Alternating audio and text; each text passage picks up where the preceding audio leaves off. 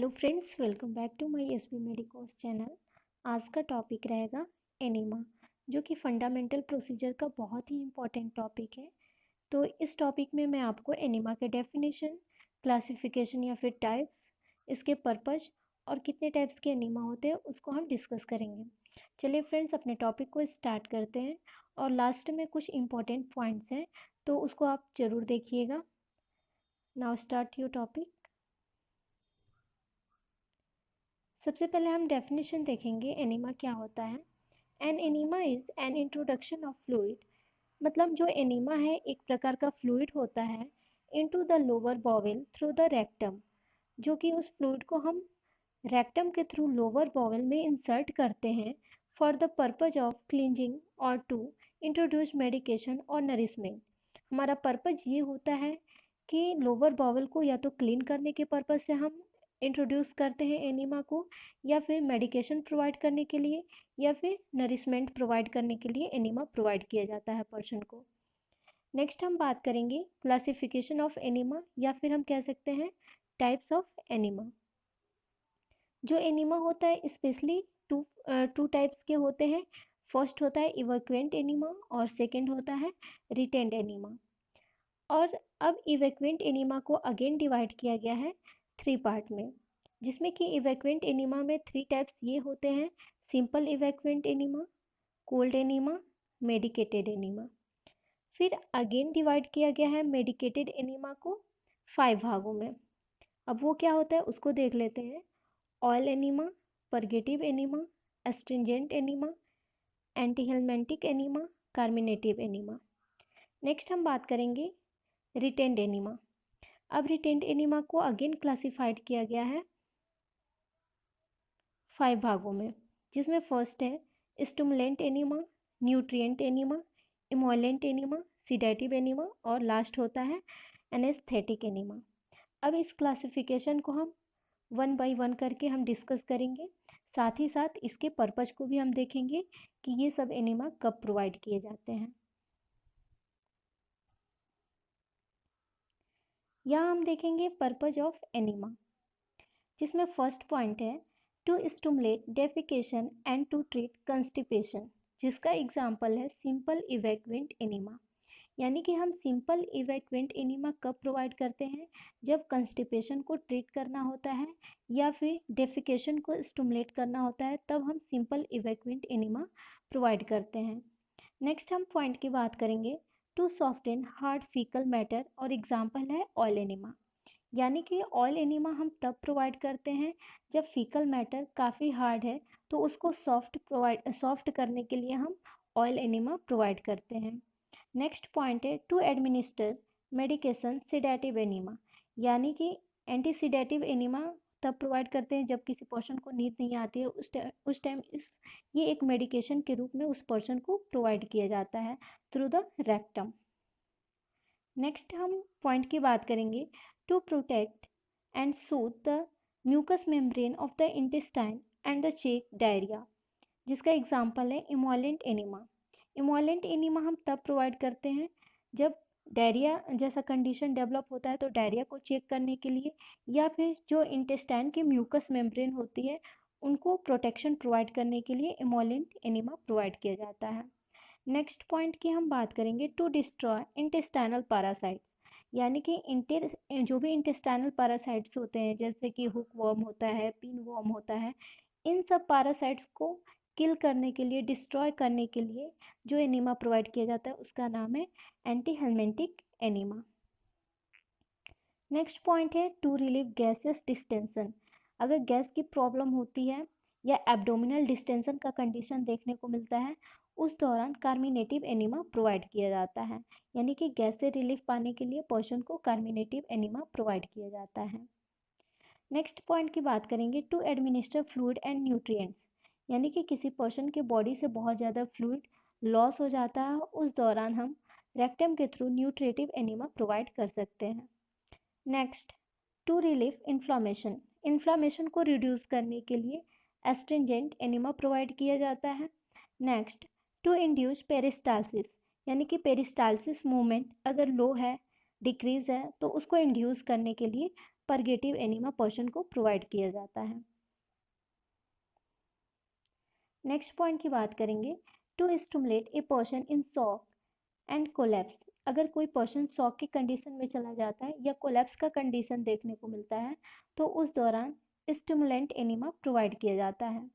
Next, to reduce temperature, यानी कि hypothermia का कंडीशन होता है, बॉडी टेम्परेचर को रिड्यूस करने के लिए कोल्ड एनीमा या फिर आइस एनीमा प्रोवाइड किया जाता है। Next, to clean the bowels prior to x-ray study visualisation of the bowel surgery on the bowel और delivery of a baby.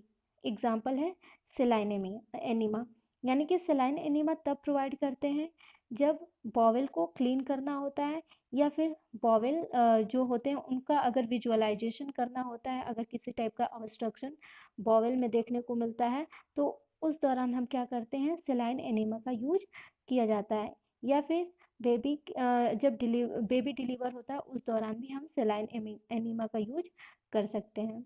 Next है टू मेक डायग्नोसिस, यानी कि डायग्नोसिस के पर्पज से भी हम एनीमा प्रोवाइड करते हैं जिसका नाम है बेरियर एनीमा।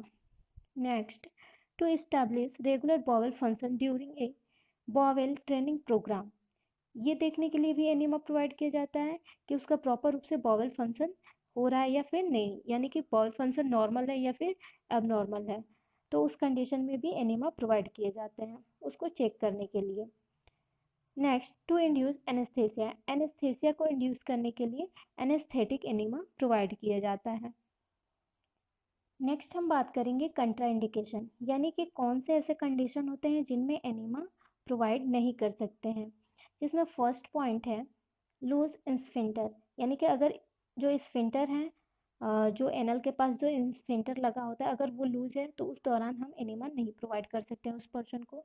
नेक्स्ट, अगर हेमोराइड्स का कंडीशन है, वो हेमोराइड्स ब्लीडिंग हो रही है वहाँ से या फिर पेनफुल हेमोराइड्स है, उस कंडीशन में भी एनीमा नहीं प्रोवाइड कर सकते हैं। नेक्स्ट है फिस्टुला इन एनस, एनस में फिस्टुला का कंडीशन देखने को मिलता है, यानी कि एबनॉर्मल कनेक्शन देखने को मिलता है अगर एनस में, तो उस दौरान भी क्या करते हैं कि एनीमा नहीं प्रोवाइड कर सकते हैं। अगर रेक्टल इन्फेक्शन है उस दौरान भी एनीमा नहीं प्रोवाइड करेंगे। या फिर अगर एनस के चारों ओर के जो स्किन है वो पेनफुल है या वहाँ पे लीजन का फॉर्मेशन हो गया है एनस के चारों ओर, उस दौरान भी एनीमा नहीं प्रोवाइड कर सकते हैं। या फिर रेक्टम में ट्यूमर का फॉर्मेशन हो जाता है तो उस दौरान भी एनीमा नहीं प्रोवाइड कर सकते हैं।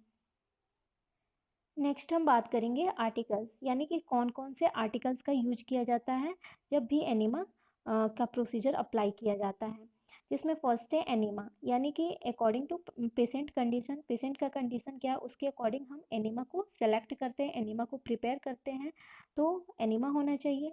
नेक्स्ट पॉइंट है रेक्टल ट्यूब और rectal catheter placed in A kidney tray, यानी कि जो किडनी ट्रे होना चाहिए उसमें रेक्टल ट्यूब या फिर जिसको हम कह सकते हैं रेक्टल कैथेटर वो होना चाहिए।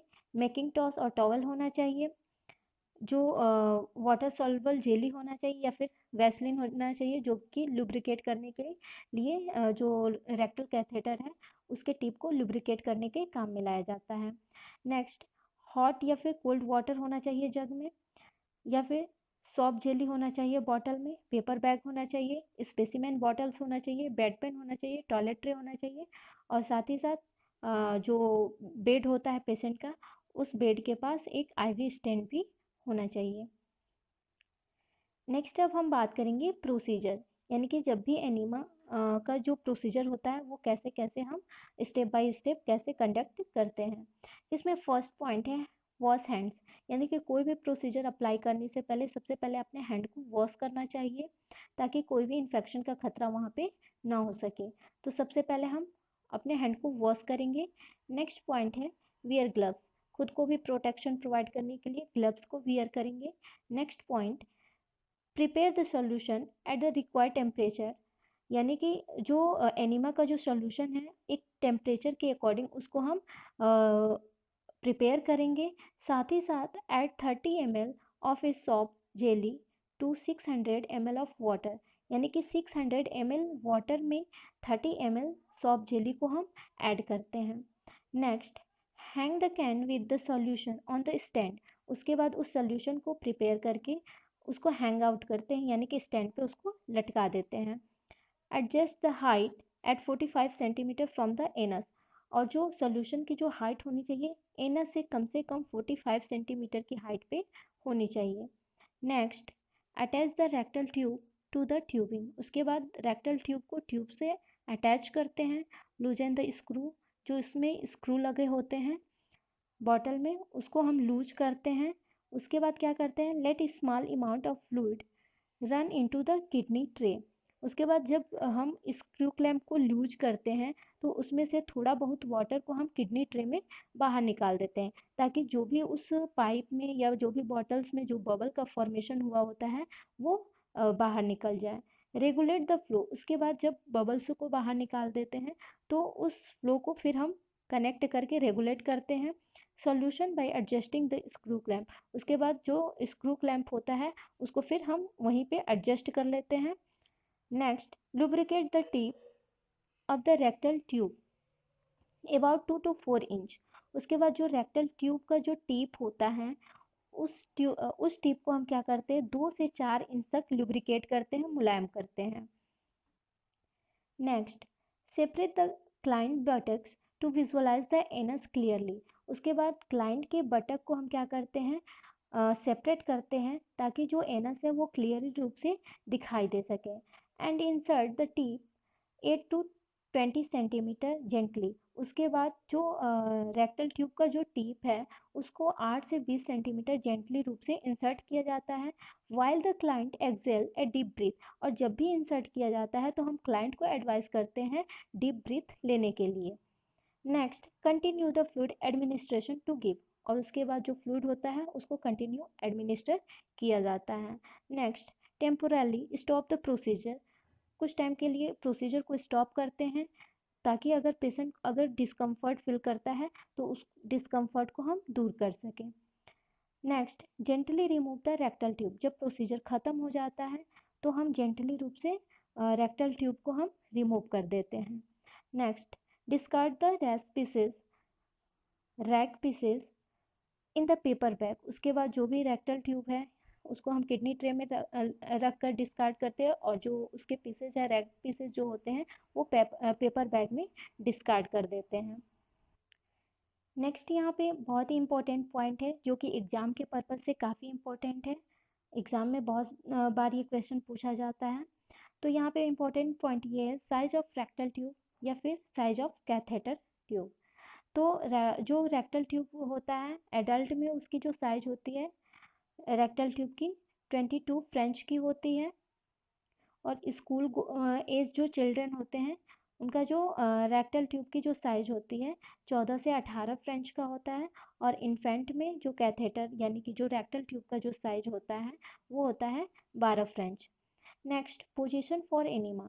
जब भी एनीमा प्रोवाइड किया जाता है तो उस दौरान पर्सन का या उस दौरान पेशेंट का पोजीशन क्या होना चाहिए, तो लेफ्ट लेटरल पोजीशन होना चाहिए या फिर सिम्स पोजीशन होना चाहिए, जो कि आपको यहाँ पे इमेज में क्लियरली रूप से दिखाई दे रहा है। सिम्स पोजीशन या फिर लेफ्ट लेटरल पोजीशन कैसे होता है। अगर लेफ्ट लेटरल पोजीशन में पर्सन लेटा रहता है उस दौरान एनीमा जो भी ट्यूब इंसर्ट किया जाता है वो इजली रूप से इंसर्ट किया जा सकता है। तो आज के वीडियो में इतना ही। नेक्स्ट वीडियो में हम फिर मिलेंगे नए टॉपिक के साथ। Thank you friends.